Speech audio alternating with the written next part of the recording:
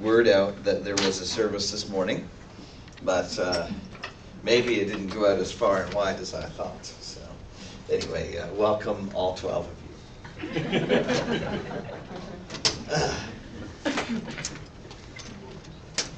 And those who are joining online, which I think is about 3 of you.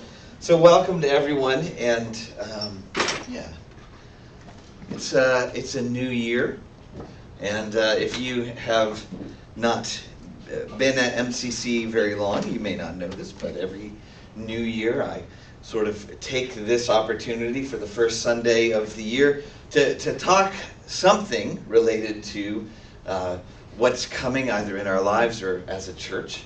I think there's lots of exciting things coming as a church, and I have some ideas of what this year looks like for us as a church. I know that transitioning to our new facility is a big deal, but I also know that as we have grown, the need for us to engage in small groups has become increased as we move to a more centralized location from a regional perspective.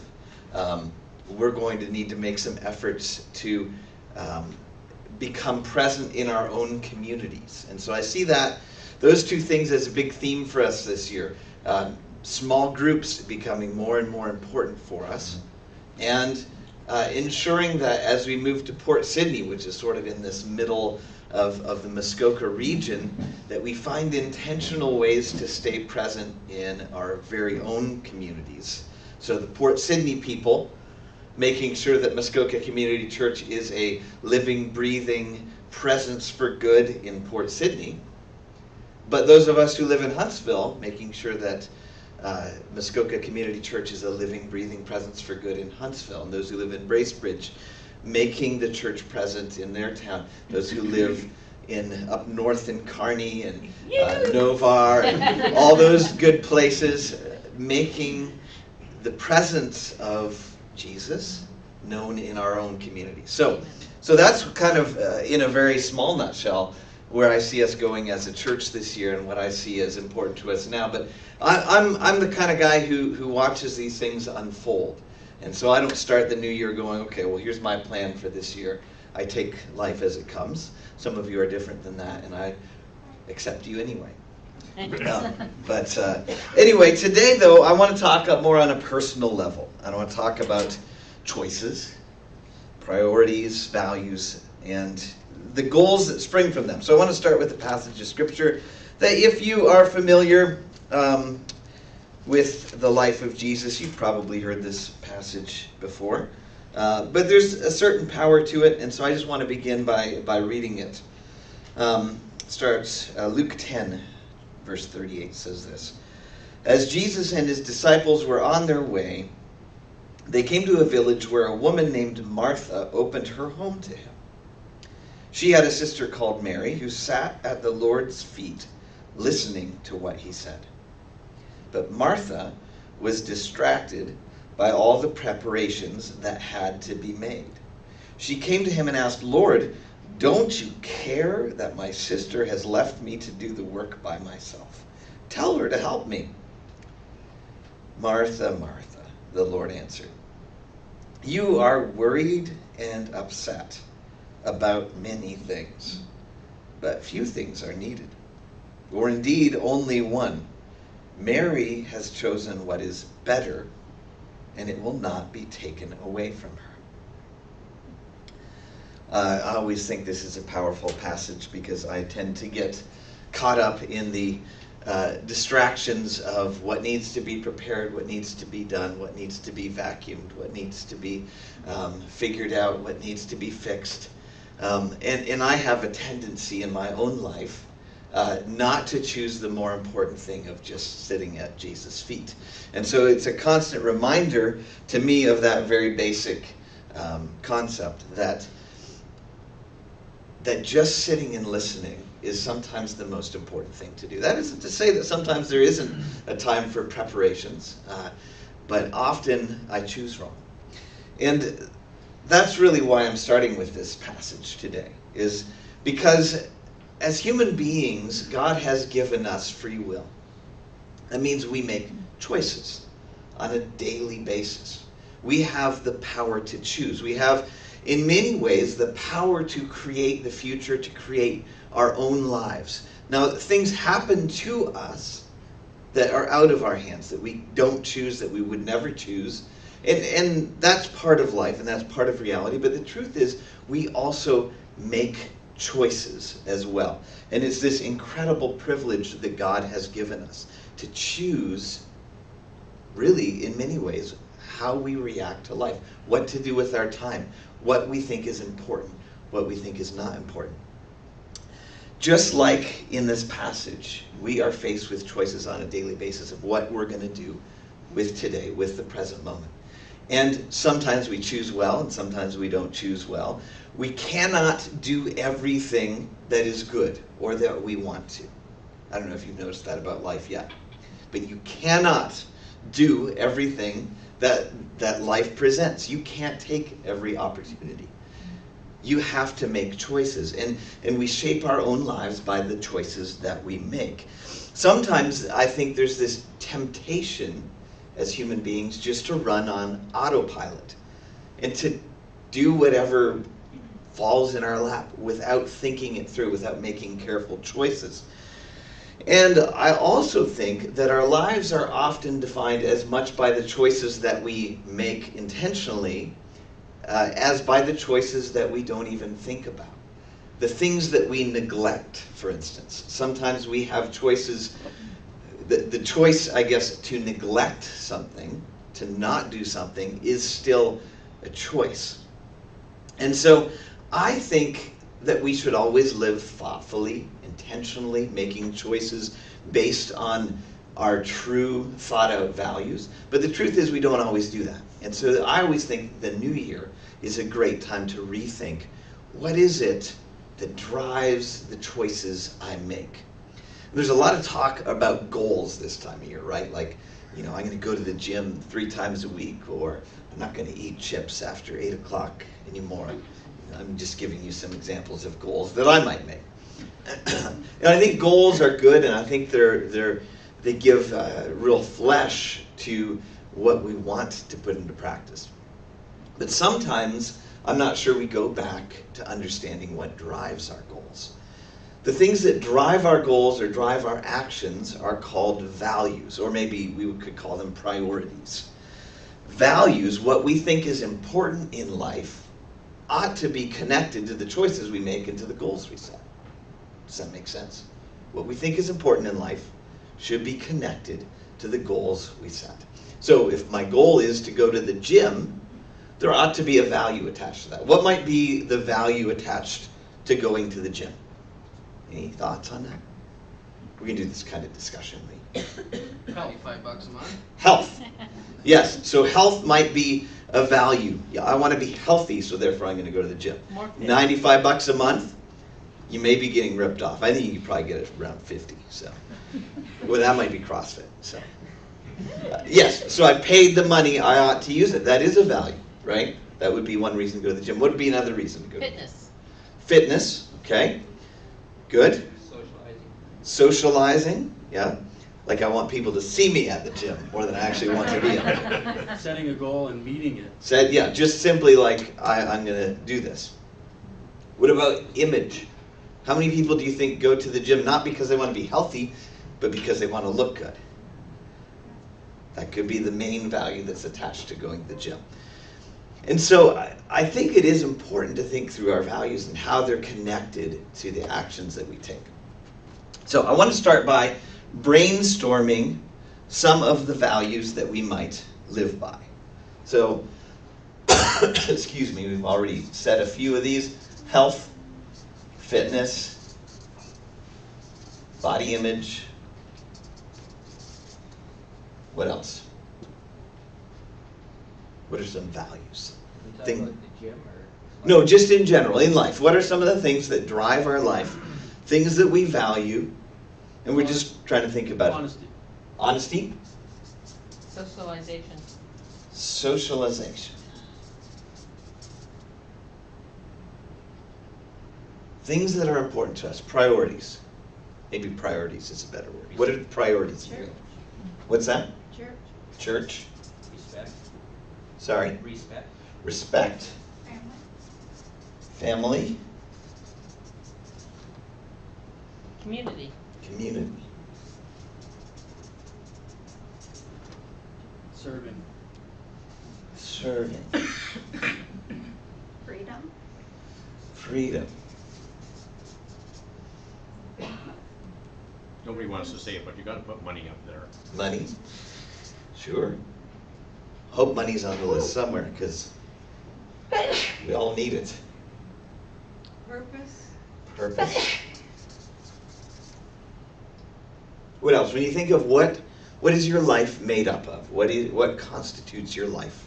Peace. I'm thinking more of things like health, fitness, family, money. Those are the things I'm looking for, really, just to clarify. Not looking for so much like, is my fault for not clarifying what I mean. But like, as you think through your priorities, you know, sometimes you go God, family, church, whatever. What are things that are priorities for you? Food. Food, Job. job, career, This goes under money, but security. security for the future. Yes. House maintenance and housework. Yep. I'll just put house. I don't have any more room. Marriage. Marriage.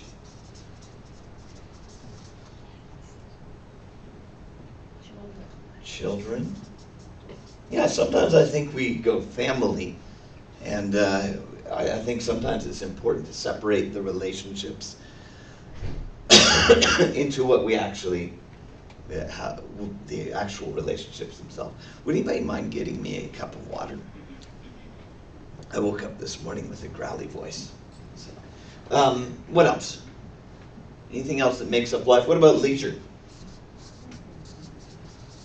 Sports, entertainment, Travel. travel. Okay, so all of these things kind of take some sort of place in our life, and we invest a certain amount into them depending on how much we value them. The things that we value most, we'll call those sort of tier one. Thank you, Anne. Glad you guys all fought over who would do that for me. You could sort of have some priorities that are tier one, like, you know, I'm sure a lot of us would maybe put family or marriage, children, you know, whatever else that you would say that's kind of like tier one. These things kind of make up the bulk of what my life is.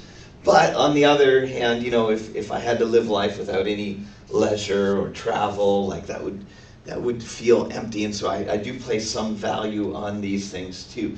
And so each of us kind of has our own set of values or priorities, and we have our ways of prioritizing. I'm not sure that the way that works is in a list, okay? I've thought about this before, you know, try to prioritize all of these things in order from most important to least important. You're going to run into some issues, because is work more important than your children? Well, no, but sometimes work has to come before your children, or you're going to lose your job and then your children are going to go without. And so it's not necessarily an ordered list all the time. What we end up experiencing, I think, is a balancing act. And if you were here, I think it's been about 4 years now. Ann, do you have that picture there?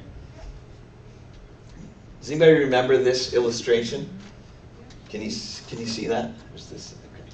So I wish I had my board, or I would have brought it in, but the illustration went the way of the dinosaurs. And anyway, it was a board that I had created, and each of the small rocks on the outside represented one of those different priorities.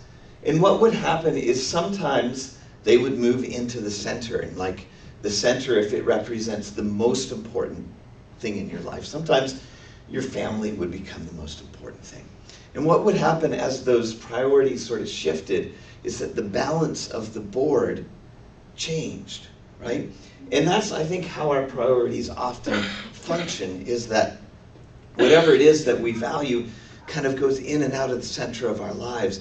And I don't know if you ever feel like life is a great balancing act, like Dr. Seuss said, but do you ever feel like it's really difficult to balance all the things that you find important? And that sometimes they're in competition with each other. Does anybody else ever feel that way? And it's not like you just set it and forget it. There's no cruise control in life, but you're constantly making adjustments for, right now, I mean, for instance, for me, education isn't on there, but being in school is a huge priority in my life, to try to finish up my schooling, my master's, and get it done and over with. And so right now it takes this priority level that in 6 months, it won't even be on the charts. And so you're always trying to figure out, well, how do I balance this thing called life? And, excuse me, what this illustration ended up being is the idea that each of us probably has a guiding priority. The one thing that kind of trumps everything else in life. The one thing that is our sort of guiding principle, guiding priority. It's the thing in the middle that carries all the weight. Like in that picture there's a big rock in the middle. And then the other things circle around it. And so you might have, family and church and social life, but it might be that your guiding priority, the thing that really affects everything you do, is actually money. That's how you make your decisions most of the time. Or, I think for a lot of people, you might have job and money and financial future and travel, but what's in the middle is your family. They're the ones that sort of your family life is the heart of your life. It's what's most important to you. But what I would argue is that there is no one thing, one area, one priority that can satisfy this guiding central spot in our lives besides God.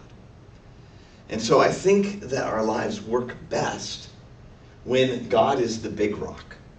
When God is the one who's in the middle bringing stability to everything else. The one who brings meaning to family and work and church and all the different things that we make priorities in our lives. God's the only one who won't change over time. I think a lot of people see it as a very valiant, good choice to put your family in the center of your life. But what happens when your kids grow up? What happens when tragedy strikes? Family is a good outer priority, but only God remains unchanged, is stable, stays over time in the middle there. I also think it's God's rightful place to be in the middle of our lives. You try to put God as one of your lesser priorities and family is here, it just doesn't seem quite right.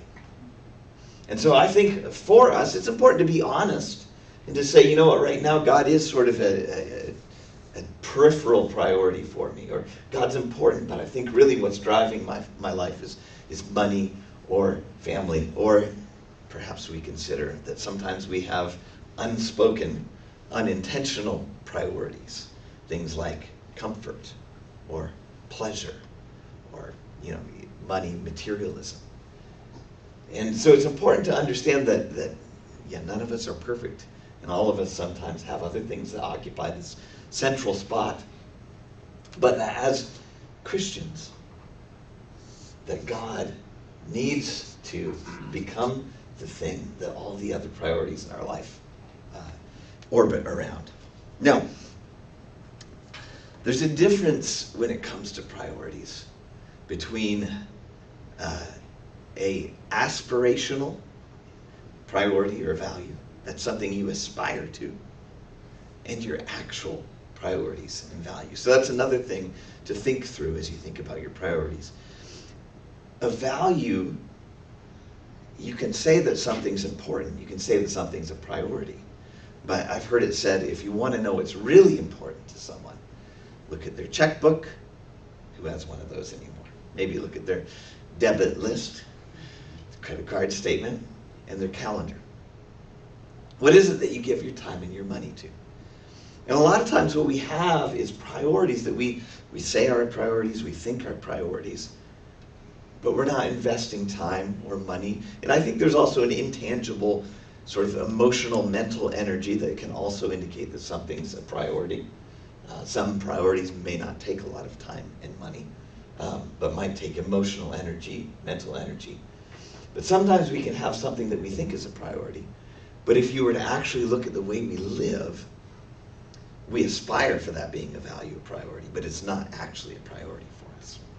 And so I think it's important to think through the way we're living and whether it lines up with what we say are priorities. It's great for us to say God's the central priority, but how does that come out in our calendars, our wallets, our emotional and mental energy? What is it that we're giving to God that says He's a value in our lives? I also want to make the point too that church and God might be related, but they're not the same thing.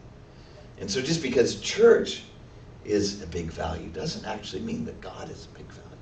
It's possible to serve the church without having God at the center of your life. Hopefully, if God is the center, you serve and love God by serving your family, your church, by going to work. You even serve and love God by going on vacation and enjoying the life that He's given you. So, excuse me. I just wanted to read a couple more passages, and then I just want to open it up for some discussion. As we think about priorities.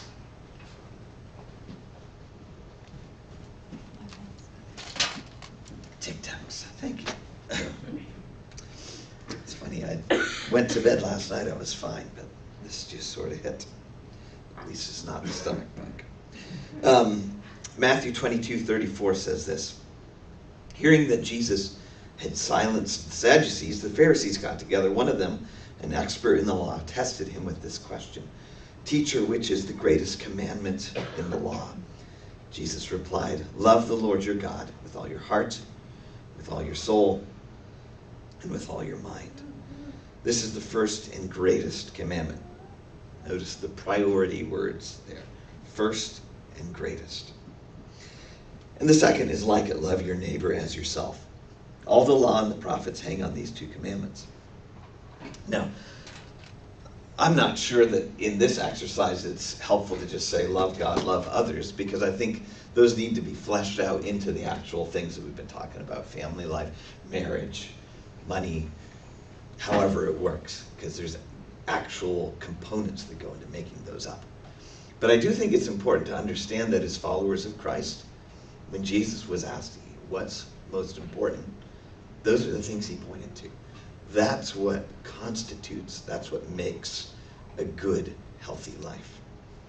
I also want to read the other passage that comes to mind as we think about priorities, and that's in Matthew 6, where Jesus talks about all the different things that are important to us. And whatever those priorities are, he uses specifically food and clothing, but whatever priorities, whatever's important to us and to our lives, he would say to us, I think, therefore I tell you, do not worry about your life, what you will eat or drink, or your marriage, or your travel schedule, or your financial future, or go through the list. Don't worry about them. Or about your body, what you will wear. Is not life more than food, and the body more than clothes? Look at the birds of the air, they do not sow, or reap, or store away in barns, and yet your heavenly Father feeds them. Are you not much more valuable than they? Can any one of you, by worrying, add a single hour to your life? Why do you worry about your clothes? See the flowers of the field grow. They do not labor or spin, yet I tell you that not even Solomon in all his splendor was dressed like one of these. If that is how God clothes the grass of the field, which is here today and tomorrow thrown into the fire, will he not much more clothe you, you of little faith? So do not worry, saying, what shall we eat, or what shall we drink, or what shall we wear? For the pagans or the world around us run after all these things. And your heavenly Father knows that you need them. But seek first his kingdom and his righteousness, and all these things will be given to you as well. Therefore, do not worry about tomorrow, for tomorrow will worry about itself. Each day has enough trouble of its own. So basically he's saying, and this is another way of saying, put God at the center of your life. Seek first God's kingdom. Now this means two different things depending on which direction you're pointing. If you're seeking God's kingdom in your own life, anyone, what does that mean? What would it mean to seek God's kingdom in my life? A kingdom is a place where a king has authority. So to seek God's kingdom in my life means seeking to follow God, putting him in charge. Now what about seeking God's kingdom out there in the world around us? What does that mean? Well, if his kingdom is the area where he's in charge, where he sees his will done, then to seek his kingdom in the world around us is to seek God's will in the lives of our friends and family, in our community, to feed the hungry, to clothe the naked, to visit those who are sick and in prison, these things that he told us to do, that when we do them for him. So to seek his kingdom in our lives means to submit to his will and to his rule. To seek his kingdom out there means to want to see what he wants to see happen in the world. And so really it's just another way of saying putting God in the middle of everything. So I think that's all I wanted to share. It's a little more off the cuff this week. Do you guys have anything to add to that? Any thoughts on values and priorities and thinking them through?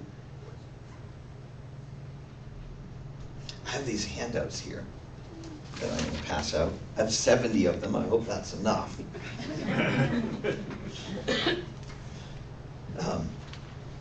And this is just an exercise in thinking through your own values. So, let me guide you through this.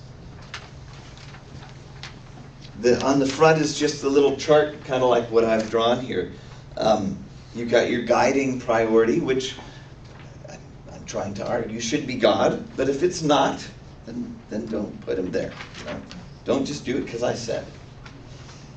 Then you've got some bigger circles, some higher priorities in your life. They might be your marriage, your kids, your job. Then you've got some lower priorities, things like entertainment, travel, maybe, whatever they are for you. Think through, what are the things that guide my life? What are the things that I value, that shape the choices I make? And then on the back, there's just some other things to think about. What is it you're investing in? Do they line up with your values? Another thing to think about is, where do we get our values from? I think a lot of times our values we just adopt from culture without really thinking them through. I have to have a big house or this or that because that's just what everybody does. But it's important to think through, I think, what it is we value. A lot of times I think we inherit values from our family of origin. Are there any unintentional values that are working in your life, like love of comfort or things like that, materialism? How does whatever you put in the middle here relate to the others? So if God's your top priority, how does that affect the fact that family's like a second priority? How does your top priority shape your other things? And then, after you've thought through all of your values, then there's a spot to think through, okay, well, how can I make some specific goals to bring my values in line with the actual way I'm living? So that's for you to do. You can do it here, you can do it now, you can do it at home. Any thoughts, any questions? Do you have anything to add to the conversation? Would you like to go home and have a nap? The service and sacrifice in marriage is so different. We use Jesus as an example of how we would be with our spouse. It changes completely what culture would teach us of how to be with our spouse versus giving and sacrificing and loving and willing to die for your spouse versus always being a recipient of something. You didn't give me enough of this, the great bargain always going on. Right. Yeah, that's a great point. Just, and that would be an example of how having God in the center affects the way that you do your marriage. Sacrificially giving instead of make sure I get I make sure I get at least 50% in this. So, other thoughts on values or priorities?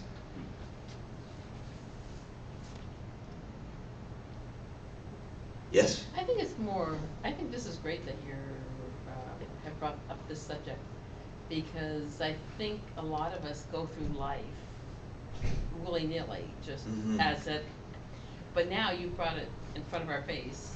We have to think about it, we have to deal with it. That's right. And that will be... Now you're mad at me. Well, Yeah. I've got a choice. Either I go and do something with this piece of paper, or I throw it in the fireplace, you know? And, yeah, it's just, I think it's good. It is, yeah. And I always think, like, I wish I lived every day of my life intentionally and with purpose and thoughtfulness, but I don't. But New Year's is always a time for me to re-engage and to go, oh, right, last year I said that would be important too. So. Yeah, intentional is a good word for 2017. Yeah, intentional.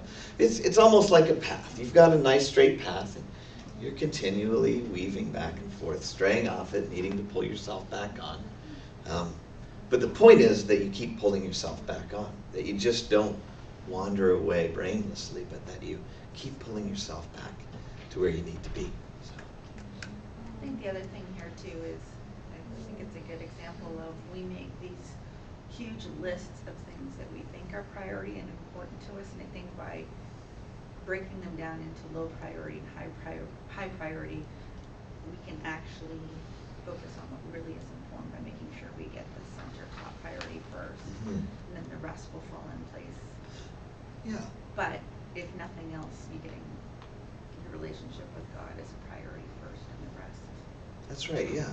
Yeah, and I think a lot of times we're list people, because these are harder. Values are harder. You can't check off a value, because you got to get up and live it tomorrow too. We'd rather have a to-do list, like, go on a date with my wife, check, done. Well, I think sometimes we put more thought into our to-do lists than we do into our guiding values. And so that's why I think this is important, because values are never done, unless it's school. but yeah, they help, they continue leading us forward. So. It brings a gratefulness, I think, to each of them, versus always complaining that this thing that's orbiting the middle, it's not perfect, I'm frustrated with it, it's not enough. If you see it, wow, I've got this. Wow, I have a family. Wow, I have this life. Wow, it's beautiful outside. It changes how you see everything. That's right. I Yeah. think in addition to that, by writing it down, it's a great reflection as you go through the year to see, by doing it this way, is it actually in fact? That's right. Yeah. Are you actually living by it? And I think it's okay to sometimes, I would hope that for at least half of your values, you go, no, I'm doing good on that. I'm living my life according to this value, and I'm investing enough in it. It's good. But maybe there's another half or a quarter where you go, you know what? I say this is a value, but I don't do anything about it. I need to change it. So I know in thinking about this and reflecting on it, to bring it this morning, I thought, you know what? There's a few of these values that I say are important, but where do they show up on my calendar? Where do they show up, in my budget, or in my emotional energy? There's just some things that I say are important that then I don't do anything about. So I know I already have some action steps. So. In reflecting in this program, this Mhm. assignment you've given us. I was thinking that if I place something within a circle, if I could search and find a verse that relates to it, that anchors it and grounds it into what God wants from us Yeah. in how we set our priorities. So I'm going to attempt to do that. Yeah. So if I can't find what I want to put into a circle as a value that God would like us to adhere to or to be part of in accordance to His scriptures, then maybe I need to reevaluate that priority. That's right. Or choose a different translation. Yeah, no, I think you're right. Although, on the other hand, I think there are some things that maybe aren't overtly addressed in the scriptures that are still okay. You know, they're part of our choices for life. And as long as we can connect them to that central priority, and not do so like in a overly creative way. But I think sometimes I know I have gotten too rigid, or I over spiritualize things, and I think it's okay sometimes just to do things because you like them.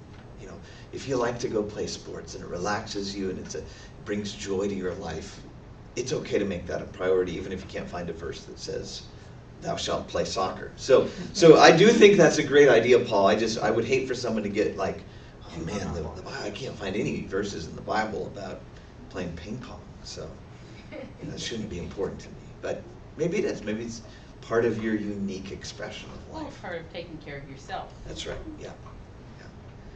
So probably most of the things that you do would be able to fit into love God, love others, love yourself. So to love God with all your heart, soul, mind, and strength, to love your neighbor as yourself. It's hard to love your neighbor if you don't love yourself.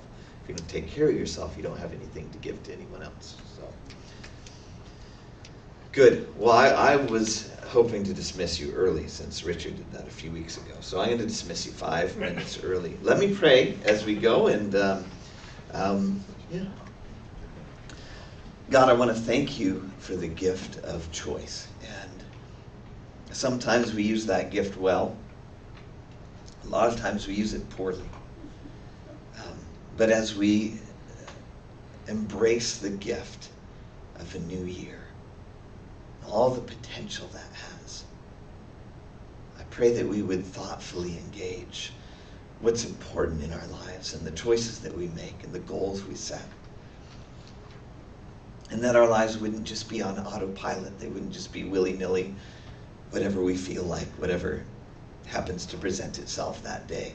But that our lives would be made in light of values that honor you, that have you in the center. That our priorities would not just be based on our feelings, wouldn't just be based on what culture tells us is important or what our families of origin value, but they would really revolve around you and your direction for our lives in the way that you've made us. As we go from this place, God, may we seek your kingdom above all else in our own lives and in the world around us. In Jesus' name, amen. All right, Happy New Year, everyone. Have a great week. If you have kids, don't forget them.